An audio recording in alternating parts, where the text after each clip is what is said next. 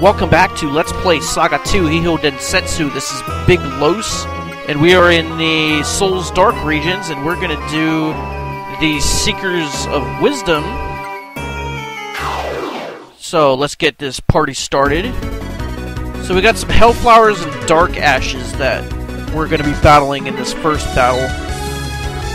There are 6 groups of enemies, but only 4 monsters per group. So we're gonna use our strongest attacks so far. Well, maybe not the strongest. And off camera, I swapped out some items that I felt that I would have needed more. Like, for instance, I needed the Flare Tome instead of the Psycho Gun for Shala. And I put in some other items for Chrono instead of, like, the Thunder Tome or the Flamethrower. I put in, like, the Gungnir, Spear, and other strong items. Let's see if this Flare Tome...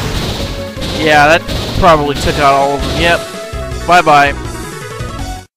And that's how you deal with the first battle. Not too hard, just like the last one. And now we're going to go on to fight number 2, which is significantly more difficult. We got Black Devils, we got Death Butterflies, and we got Death Eyes. And the Death Eyes are extremely dangerous. They have Destruction Beams, which cannot be blocked by anything. It seems to always hit. But I think the greatest threat is from those Devils, because they have Flare, and even with the Aegis Shield, there's no way to block Flare. So we're gonna see if we can see, and this Destruction Beam just took out Robo, but we did take out one, and another one just took out Glenn. But we did take out one group of these Death Eyes. So if you use the Flare Tome, you can get past them. It is possible. And basically, you'll find out how good you're going to do in the first round of the fight. And now, here is probably the most difficult one, the Cruel Sprite. But this is the one we want, because the Cruel Sprite will drop meat for Glenn, which will raise him or her, whatever, up to a 5th tier monster without us having to go through the final world or the central shrine.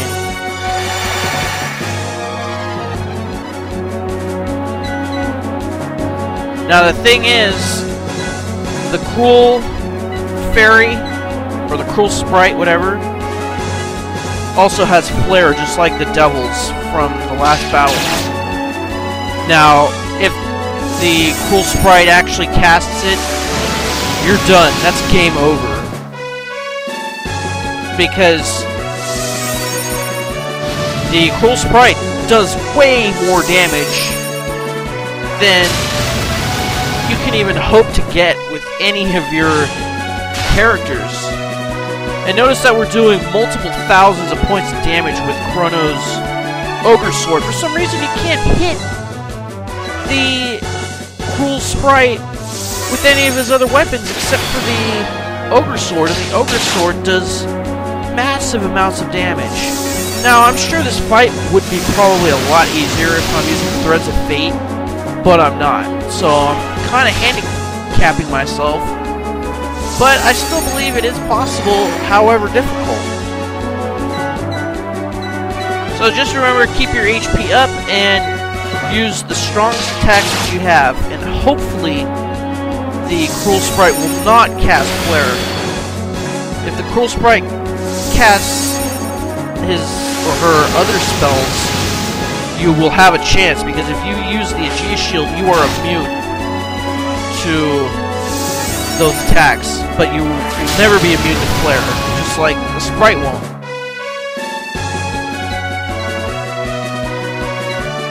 And I tried doing wave cannon before and I didn't put it in there.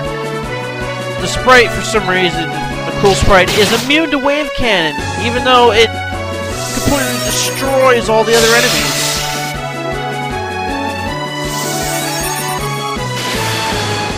I put the wave cannon in there for... Oh, and we were able to beat it. I put it for the other battle in case we had to go past the first round, but we never did.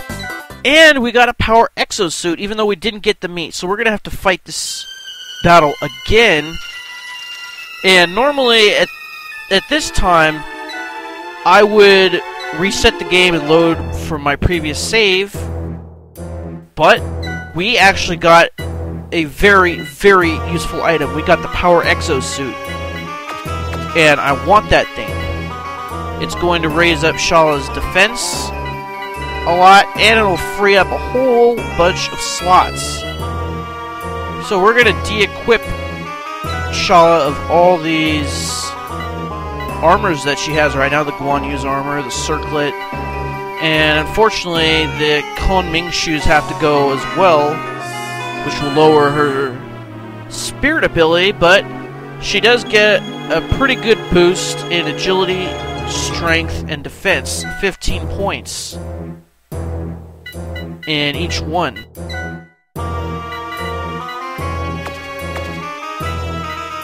So now Shala has extra slots for, let's see, her Psycho Gun, so she can have the Flare and the Psycho Gun, and probably the Thunder Tome as well. So she can have multiple attacks instead of just one slot for whatever, and then her 4 other abilities, which sometimes you would only get 3 because the last ability is, oh, strong or weak against something. Like right now she has Circle Electricity, she's strong against electricity. So it pretty much raises the amount of uses she has from 4 to 6. So that's pretty good. And I brought this nuclear weapon just in case, but we ended up not having to use it, so we're gonna put the blood sword back in, and we'll remove the Gunyear, where we ended up not using that either.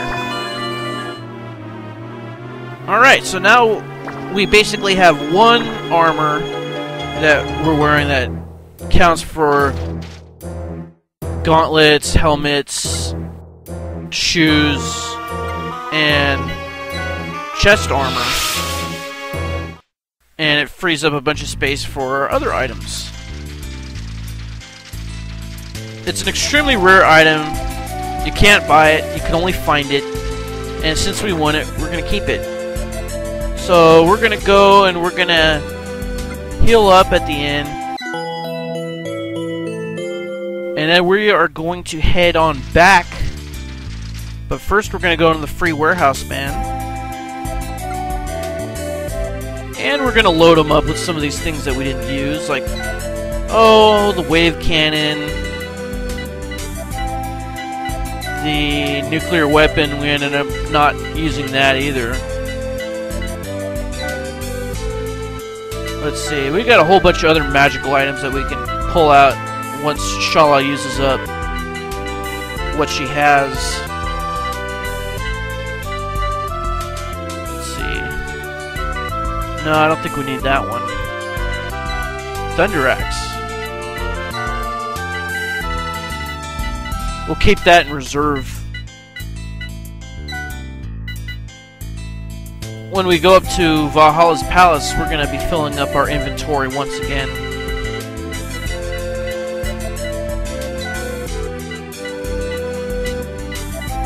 And we'll put the circlet in here. Even though I should probably just sell it. We're probably never going to need it any other armor ever again. For Chrono or for Shala. Robo, on the other hand, can equip the Power Exo Suit and other items. It just puts them on. They're modular. You know, Robo being a robot, he's modular. He can put different things on. So we're going to go and we're going to try to win the meet. So we'll see back here as soon as I did get it. You do not want to know how long that took to get this. Oh my goodness. Let's just say however long this video ends up being, think 3 times that long it took to get that. That was an ordeal and a half. Okay, so we finally got the meat that we're looking for, but we also won another power Exo Suit. I don't even know how we were able to do that, but we're gonna replace, maybe this circlet with the power Exo Suit, and we're gonna give Robo a boost to his defense by 3 points and by about 56 to his maximum HP. So now we got 3 characters with it. And we turned into a Madam Butterfly for Glenn. He's got Drain, he's got Battle Intuition, Circle Earthquake. Battle Intuition increases the chance of preemptive strikes and reduces chance of surprise attacks. And it has Stare, Magic times 7 to a group, Recovery Scales, Death Powder, Paralysis Scales, Deadly Poison Powder.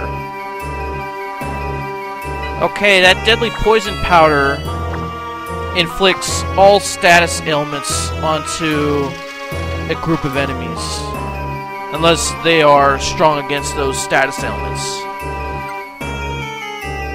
So, we can use this guy to go back.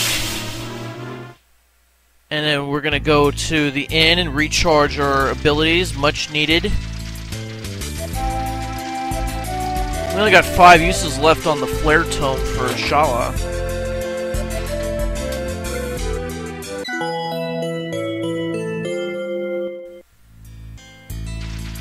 And then we're going to go over here. We're going to, I guess, store some more stuff.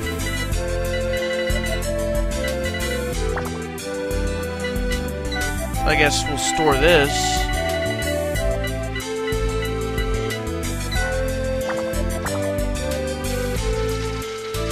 I mean, we got plenty of room in there. Not like the last game I played. Oh man, that thing was full of just useless junk. So, we're gonna want to change into a variant Titania. So our first stop is going to be the Mountain Cave in World 4. So I selected Linstown for us to teleport to, so then we just go straight up, and then we are going to go into the Mountain Cave. And remember, we got to go around the back side because the front side's a dead end. See, let's just miss these monsters, and we're gonna... Oh well. See, what we want to fight is the sword that's in here. That wasn't it. No, it's the Duradel sword. And that one was actually a group of Duradel swords, but none of them dropped meat. So we're gonna just go through here and see if we can find them.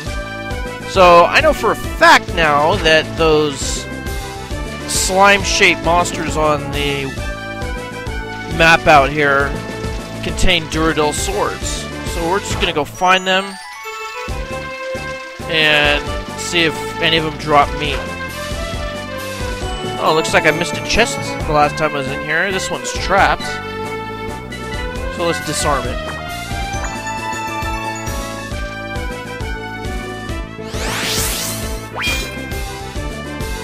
Okay, and it's gray, meaning it's empty. Yep, it's empty. I mean, they might as well put something cool in there if they're gonna put a trap on it, and we're able to disarm it. Oh well, what do I know? Let's just keep going, trying to find those monsters. Oh, okay, so that dead end is actually an energy point.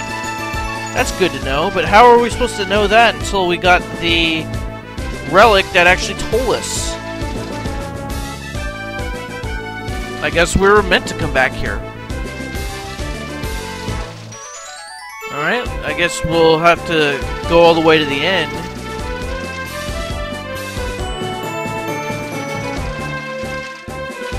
Let's see, we got some bugs. I don't think there's any Duradels in that group.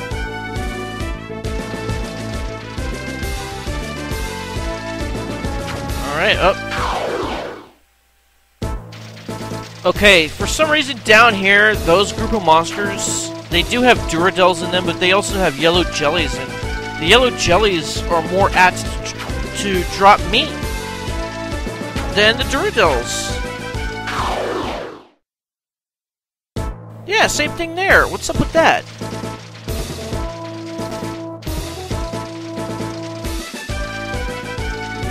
I'm actually starting to think that our best bet is at the front where we started. Yeah, we couldn't get any meat from that one either.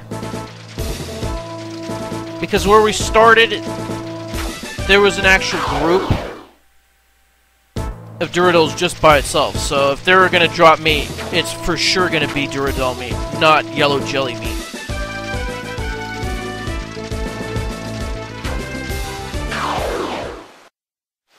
Man, I think I'm just wasting my time being down here. I know this is the monster that I need to eat. And they just won't drop any meat.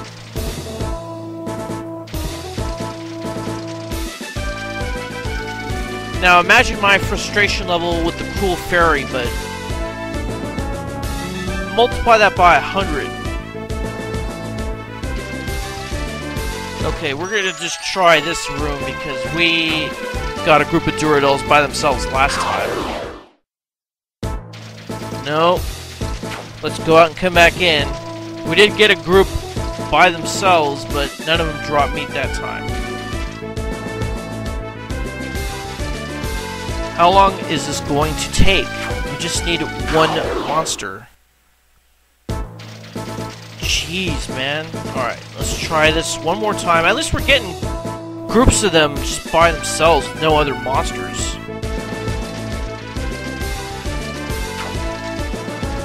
Alright, can we get here this time? No. Alright, let's go down this way and then come back. I mean, I didn't think, did these things even drop meat? They have to. Can we get the meat this time? You know, this is getting really tedious. At least these guys go down with one blow. Gone. Oh my goodness. Finally.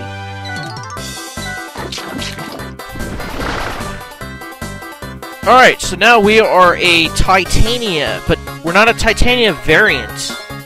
We're just the regular Titania. So keep an eye on the HP. See how it says 804? Keep that in mind, because we're going to be changing into a Titania variant by the end of the video. Okay, now we got Fire, Thunder, Blizzard, Flare, and then we have Cure, Death, and Teleport. And we also have Circle Earthquake, but they all have that. Now, keep an eye on Cure, Death, and Teleport. Those are the ones that are going to be changing when we change to a variant. And keep an eye on the stats, too. Cure will presumably go up to Heal. Death will probably turn into X-Zone, which is death for all enemies, not just a group of enemies. You get a lot less uses out of it, but it's for everything. And the Teleport, I'm not too sure what that will change into. I'm guessing it'll be Treatment, because that was the thing that we had for the Nymph variant last time. So now we are back in Giant's Town. We've come full circle, but we are here because there is a monster in the overworld, the Rhinoceros, that we have to fight, and once it drops meat, it's going to change us into the Ghost family. Now, if you're wondering how I can how I know how to calculate all this, then I suggest watching my SaGa 2 Monster Evolution primer video. And there's a website that details how you can actually determine this. Oh, and we got the meat right away! So let's eat it. And now we are a ghost variant, because the ghost family is right adjacent to the spirit family. So let's check out the abilities for the ghost. Has Enfeeble, Curse Eye, Death, Drain, but he also has Heal, Psychoblast, and Circle Change and Circle Damage. So Circle Change, he's immune to all status ailments and weapon strike. Circle Damage, you're immune to elemental damage. That's pretty good. And actually, I think I forgot to mention this, but when you have the Power Exo Suit, you automatically have Circle Damage. You are immune to elemental damage. I think you also have Circle Change. You're immune to most status ailments. Because I think when poison got used on us, it said it was immune, even though we didn't use the Aegis Shield. I can only attribute that to the Power Exo Suit. So now we're here in Desert World because we need to find a rat snake to change us back into the Titania variant. So now I'm just going around here looking at all these monster groups, and unfortunately none of them so far. No, not that one either. None of them had a rat snake. Oh man, how long is this gonna take now? Man, forever and a day. You do not want to know how long it took to make this video. This is turning out to be like an all-nighter. Oh my goodness. Even a chain battle I couldn't get a rat snake. Oh.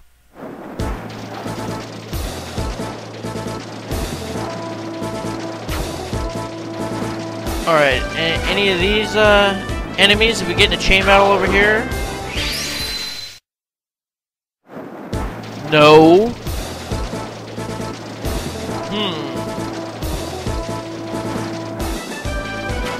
Let's see.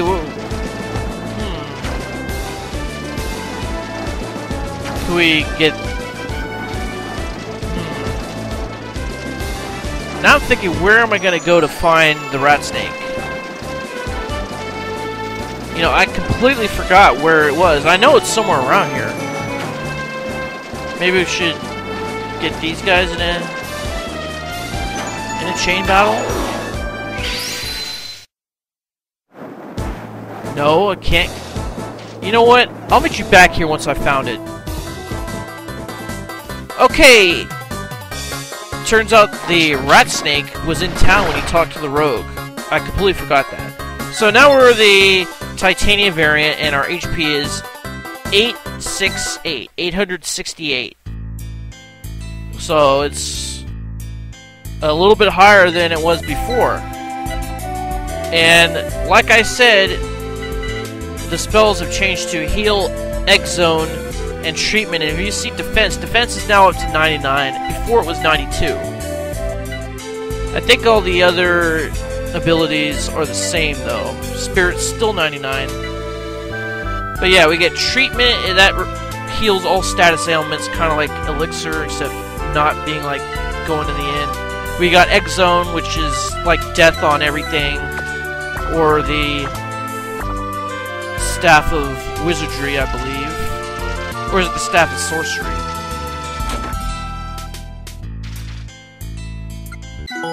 Alright, we'll go here. We'll recharge our abilities.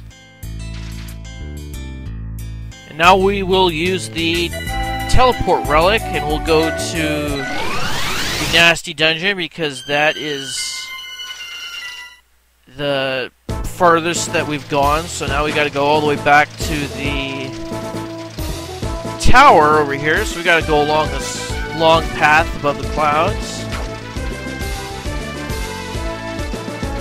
Wind our way back to the Celestial Tower, so we can go on to the next world. And if you've played the original, you definitely know what the next world is. And you'll know its significance. Here we are. Let's go across.